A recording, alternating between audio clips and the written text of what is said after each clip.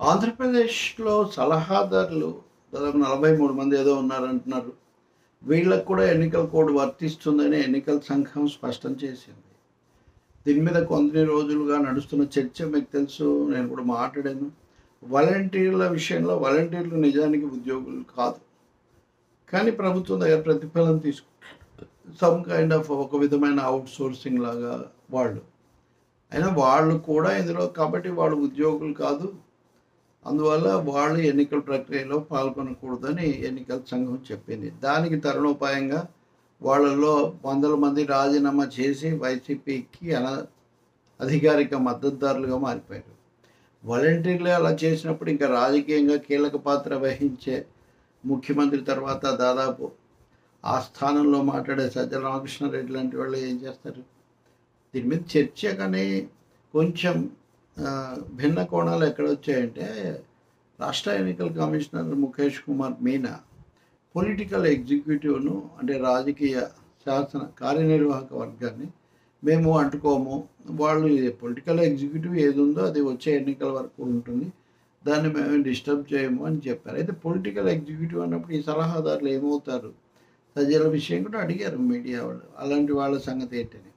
వాళ్ళు తమ విధులు తాము చేసుకోవచ్చు అని చెప్పారు. కానీ తర్వాత దాని మీద కొన్ని కేసులు అలాగే రాజకీయ విమర్శలు వచ్చాయి. 4,000 తీసుకునే వాలంటీర్లకే ఇవన్నీ వర్తించినప్పుడు నేరుగా ఉద్యోగులు కాకపోయినప్పటికీ ఇక్కడ భారీ ఎత్తున లక్షల్లో ఉన్నటువంటి అంటే ఎంత లక్షల్లో అన్నది నేను విమర్శల కోణం కాదు, వాళ్ళ జీతంతో సహజంగా ఒక 2 లక్షలు అలా ఉన్న వాళ్ళు చాలామంది ఉన్నారు కదా. వీళ్ళకి బాధ్యతలు వీళ్ళు కూడా ఎగ్జిక్యూటివ్గా ఉండదలుచుకుంటే ఎగ్జిక్యూటివ్ డ్యూటీస్ చేయాలి. కానీ వైసీపీ తరఫున ఎలా పనిచేస్తారు? సజ్జల రామకృష్ణారెడ్డి సలహాదారు, ప్రధాన సలహాదారు. కానీ ఆయన వైసీపీ ప్రధాన కార్యదర్శి హోదాలో కూడా ఆయన మాట్లాడుతూ ఉంటారు. ఇది ఎలా అని దీని మీద ధర్మ సందేహంలో వచ్చి మళ్ళీ మేము ఎన్నికల సంఘానికి రాసి తెప్పించుకుంటాము అని మీనా అప్పుడు చెప్పారు. ఇప్పుడు ఈరోజు వచ్చింది అంటున్నారు, అన్నింటిలో కథనం వచ్చింది. వాళ్ళకు కూడా ఈ కోడ్ వర్తిస్తుంది. వాళ్ళు కూడా ప్రభుత్వం దగ్గర జీతం తీసుకుంటున్నారు కాబట్టి ప్రభుత్వ కార్యకలాపాల్లో ప్రభుత్వ సంబంధమైన విషయాలే మాట్లాడాలి, వేరేవి మాట్లాడకూడదు అని. నాకు తెలిసి నేను ఇదివరకు కూడా విమర్శ చేశాను. ఈ అధికార భాషా సంఘం, ప్రెస్ అకాడమీ, ఇట్లాంటి మీడియా అకాడమీ ఇట్లాంటి వాళ్ళు కూడా నిజానికి గతంలో మాట్లాడేవాళ్ళు కాదు. కానీ వైసీపీ హయాంలో చాలా భారీగా వాళ్ళు మిగతా వాళ్ళకంటే కూడా తీవ్రంగా రాజకీయంగా తెలుగుదేశం మీద ఇతరుల మీద విమర్శలు చేయడం పూర్తిగా వైసీపీ కోణాన్ని సమర్థించడం జరుగుతుంది. ఇది గతంలో ఇంత సూటిగా ఇంత బహిరంగంగా ఉండేది కాదు. సరే, ఏదైనా తర్వాత ఒక ప్రెస్ మీడియా అకాడమీకి ఉన్న కొమ్మినేని శ్రీనివాసరావు రాజీనామా చేసి మళ్ళీ సాక్షిలో పనిచేస్తున్నారు. ఇంకా కొన్ని అకాడమీలు ఉన్నాయి.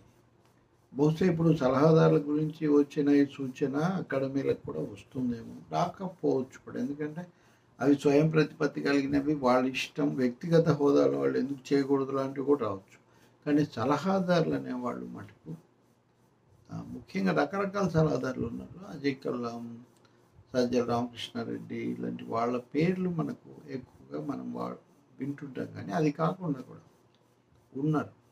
సో ఇప్పుడు వీళ్ళందరూ ఏం చేస్తారు? నాకు తెలిసి వాళ్ళు ప్రభుత్వానికి బహిరంగంగా వైసీపీ అధికార ప్రతినిధులుగా అధినేతలుగా మాట్లాడేవాళ్ళు వాళ్ళు రాజీనామా చేస్తారు. ఎందుకంటే పార్టీని రాజకీయ ప్రయోజనాలను ఇప్పుడు వదులుకోరు కదా. ఈ జీతము ఇదంటే ఎన్నికలు అయ్యే వరకు ఆగుతారు, తర్వాత జరుగుతుంది. ఎందుకంటే నేను అనుకోవటం అధికార హోదా నుంచి వాళ్ళు వైదొలగవచ్చు. అప్పుడు కోడ్ వైసీపీ కోడే కదా వస్తుంది. ఇందులో ఉంటే వాళ్ళు ప్రభుత్వ కోడ్, ఎన్నికల కోడ్, అక్కడ ఉంటే తమ కోడ్ ప్రకారం తాము చేసుకోవచ్చు కదా. కాబట్టి వాలంటీర్లు వైదొలిగినట్టే, అంతకంటే కూడా భారీ ఎత్తున వీళ్ళు మళ్ళీ చేరి పొలిటికల్ ఎగ్జిక్యూటివ్గా కాకుండా అసలు పొలిటికల్ క్యాడర్గానే వాళ్ళు మారిపోవచ్చేమో అనిపిస్తుంది. అలా కాకుండా అందరూ రాజకీయ కార్యక్రమాల్లో సూటిగా పాల్గొనని వాళ్ళు లోపల కానీ లేకపోతే పరిమితంగా చేసే వాళ్లకు అంత పెద్ద సమస్య కాకపోవచ్చు. వాళ్ళు కాలక్షేపం చేయొచ్చు. నిజం చెప్పాలంటే టీడీపీ ప్రభుత్వం ఉన్నప్పుడు వేసిన కమిటీలు చైర్మన్లు కొంతమంది తర్వాత కూడా కొనసాగారు. నాకు తెలుసు food committee, RERA committee, body boards అట్లాంటివి అలాగే కొనసాగాయి. తర్వాత కూడా ఇంకా కొత్త ప్రభుత్వం రాగానే వాళ్ళని మార్చాల. కానీ ఇప్పుడు ఎన్నికల సమయంలో మటుకు ఎన్నికల వేడి చాలా ఎక్కువగా ఉంది కాబట్టి, ఎన్నికల సంఘం ఒక వైఖరి ప్రకటించింది కాబట్టి బహుశా కొద్ది రోజులు వెంటనే వాళ్ళు రాజీనామా చేయొచ్చు. ఎవరైనా కోర్టులో కూడా వివాదం దీని మీద చేస్తే కూడా చేయొచ్చు. కానీ ఉన్న సమయం నెల 2 నెలలే కాబట్టి బహుశా తాత్కాలికంగా తప్పుకునే అవకాశం ఉంటుంది. ఇంకా ఏమైనా మధ్య మార్గాలు కూడా ఉంటే ఉండొచ్చు. కానీ దాని ద్వారా చిక్కులు మటుకు తెచ్చుకోరు అని మటుకు ఖచ్చితంగా చెప్పొచ్చు. ఆ విధంగా చూసినప్పుడు జీతభత్యాలు వాటికి అవకాశం ఇస్తున్న పదవి అధికార పదవికి రాజీనామా చేస్తారని భావించవచ్చు. చేయడం సూటిగాను సరిగా కూడా ఉంటుంది.